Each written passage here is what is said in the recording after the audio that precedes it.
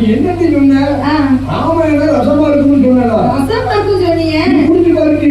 குடிச்சுதான் ஒரே முப்பா இருக்கு. கொண்டாடி குடிச்சாச்சா? ஆமா. முதலி கேட்க கேட்க இனிமையா இருக்குன்னு சொன்னேன். இனிமையா இருக்குன்னு சொன்னேன். நான் வாரி முதல்ல வர அடிக்க போடுது. அப்படின்னு சொன்னாரா? அது ராமாயணம் கேட்க கேட்கதான் இனிமையா இருக்கும். கேட்க கேட்க இனிமையா இருக்கும். ஆமா. சாமி பிறக்கணும்ல. பிறக்கணும் ஐயா. அப்போ பார்த்து தசரத சக்கரவர்த்தி காத்து கொண்டிருக்கும் பொழுது மலையான கூட்டத்தை வந்தவுடனே பார்த்து தசரத சக்கரவர்த்தி என்ன செய்கிறார் தெரியுமா?